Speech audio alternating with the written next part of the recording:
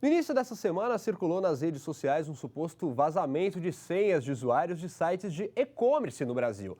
É uma lista enorme de sites que teriam sido hackeados e distribuídos em arquivos para todo mundo. Isso fez acender mais uma vez a luz de alerta sobre segurança na internet. E para falar sobre isso, a gente conversa com o especialista em segurança virtual, Cláudio Marcelini. Bom dia, tudo bem? Bom dia, Marco. Tudo bem. Vamos lá, depois de um susto como esse, as pessoas precisam ficar ainda mais atentas com as informações na internet? Eu acho que, acima de tudo, a partir do momento que você se insere na internet, que é um mundo aberto, você tem que estar capacitado para fazê-lo.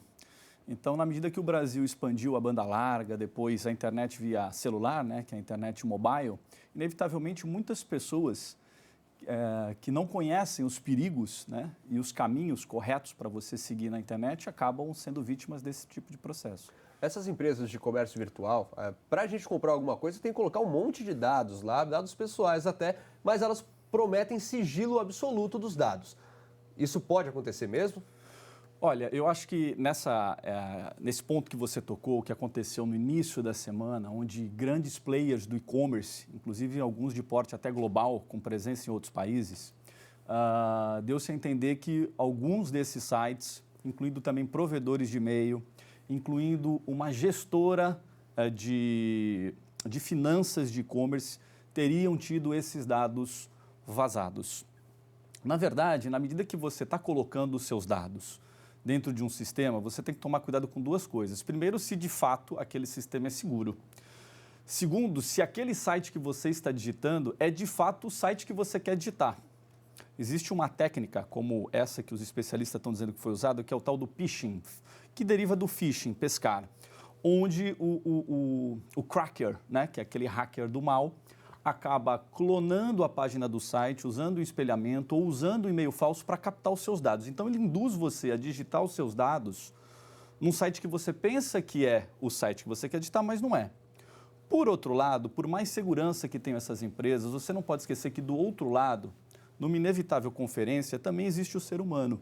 E quantas vezes você, como grande jornalista, não ouviu, olha, o funcionário de uma empresa vendeu informação, olha, um funcionário de uma empresa acabou corrompendo aquelas informações. Acontece muito, né? É um risco, não é? O risco sempre vai existir. A gente estava falando de alguns cuidados aí que você falou, de repente prestar atenção no site, se é exatamente aquele site que você está comprando, está colocando seus dados, enfim. E muitas compras acontecem também por conta do cartão de crédito. Né? O cartão de crédito, você bota o número lá, bota o código de segurança atrás, mas ele fica ali.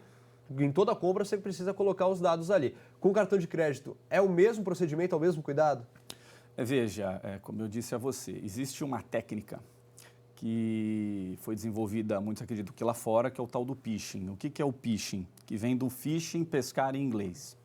É quando o cracker envia um e-mail para você. Quem nunca recebeu um e-mail dizendo assim, olha, baixe o arquivo abaixo e veja as fotos do seu marido com amante. Parabéns, você ganhou a promoção assim assado. É sempre um e-mail com o intuito de captar aquela emoção de uma forma que o usuário, o internauta, possa clicar. Quando ele clica naquele arquivo, ele está baixando no computador dele um sistema que vai começar a absorver as informações.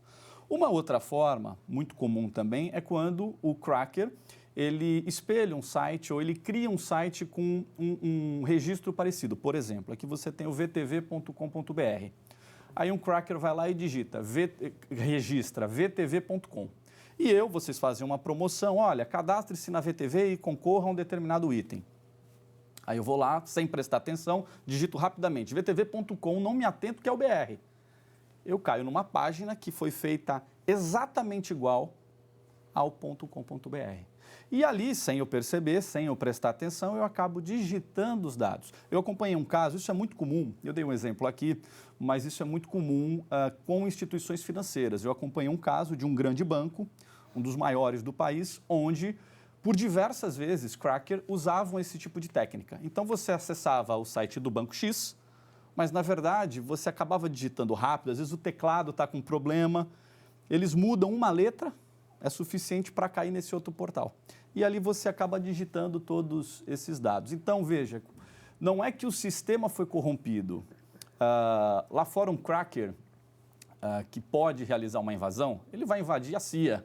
que é muito mais interessante para ele do que invadir um banco. Um desafio muito maior, digamos assim. Exatamente. No Brasil, como existe um comércio há muito tempo, inclusive eu divulguei isso por diversas vezes, há mais de 10 anos, onde o indivíduo ele acaba sendo assediado também na internet. Olha, você trabalha no portal tal? Olha, você é um cracker e consegue captar dados pela internet? Nós pagamos, por exemplo, R$10.000 por um CD com 1.000 nomes.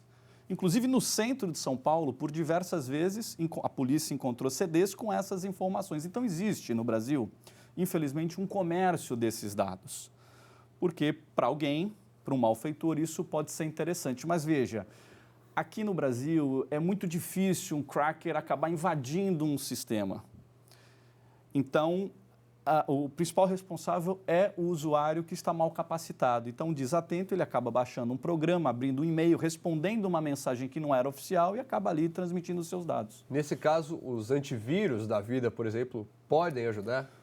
Podem ajudar, mas na medida que os antivírus evoluem, por exemplo, há uns anos atrás, pouca gente pagava antivírus. Hoje, praticamente, todo mundo paga antivírus com medo dos vírus de computador. Acontece que se você não tiver capacitado, esses sistemas, que são justamente feitos para burlar esses mecanismos de defesa, vão acabar atingindo você. O segredo está na capacitação, não necessariamente num antivírus arrojado. Eu queria até tirar uma dúvida pessoal minha, porque quando a gente entra em alguns sites assim que você tem que colocar as suas informações, alguns deles aparecem com um cadeadinho verde lá em cima do navegador. Eu sempre fico de olho ali. Se aparece um cadeado verde, um vermelho, o que significa isso? Isso é o certificado digital. Quando você vai fazer uma compra na internet, por exemplo, lá em cima você tem http, o nome do site, por exemplo, sitedcompras.com.br. Na medida que você clica no botão comprar e inicia um processo de compra, ali você vai digitar os seus dados pessoais, CPF, muitas vezes o RG, os dados do seu cartão, ele automaticamente, você tem que reparar se é acrescentado o S. HTTP e aí entra o S. Esse S é do tal cadeadinho, do certificado digital. Quando isso é muito mais seguro. Significa que os dados estão sendo criptografados, tá? É mais difícil de alguém, então, acabar pegando esses dados. Agora, assim, não só em sites de compras que a gente coloca nossos dados pessoais. Por exemplo, nas redes sociais. Todo mundo coloca tudo nas redes sociais, né? É filho de quem, é amigo de quem, vai aonde. A questão de postar onde está agora é praticamente instantânea, né? Você vai para algum lugar, posta, faz check-in, enfim. Isso é perigoso também? Perigosíssimo, ainda mais porque me parece que no Brasil, na rede social, pelo menos na rede social, está todo mundo rico, né? Então, isso acaba gerando um atrativo também para outros crimes no mundo físico, né? Então, veja, na medida que você está expondo os seus dados num canal aberto, você está vulnerável. Então, você tem que ter muita certeza do que você está digitando, porque a partir do momento que você está publicando, outros podem ver essa publicação. A gente teve, há um tempo atrás, aquela questão de colocar a família atrás do carro. Lembra? Eram uns adesivos que você botava lá, tinha a esposa, 2 filhos, enfim, a família com 10 filhos e 2 cachorros e tal. E aí a própria polícia orientou, falou, gente, não coloca isso porque os criminosos podem saber qual que é a formação da sua família. Agora você vai, por exemplo, numa rede social, lá qualquer um pode ver a qualquer momento a estruturação da sua família, né? Isso pode até ser um álibi para criminosos? Não há dúvida. Eu acompanhei diversos casos. O Brasil, há uns anos atrás, abriu as delegacias de meios eletrônicos. Infelizmente, algumas foram fechadas, outras foram incorporadas em outras delegacias que tratam justamente esse tipo de problema, né? Que são as fraudes, os crimes envolvendo os meios virtuais. O Facebook muito me preocupa porque, além de você estar publicando uma informação ali que pode ser compartilhada, que pode ser replicada, por exemplo, nada impede que eu acesse o Facebook agora com os dados dele e faça um perfil seu, falso, inclusive multiplicando informações que você tem no seu perfil oficial. São os famosos fakes, né? Exatamente. Inclusive, muita gente fala, olha, o indivíduo vai usar o IP da casa de um, o IP é o endereço eletrônico, né? Todo mundo tem o seu IP lá no roteador. Na medida que você usa o IP de alguém para cometer um crime, se a perícia digital não for muito bem realizada, pode se confundir que aquele que não tem nada a ver tenha sido criminoso. Mas no caso de um usuário fake, imagina você que é um jornalista conhecido, passa aí em diversas cidades, e usar o seu perfil para falar mal de alguém.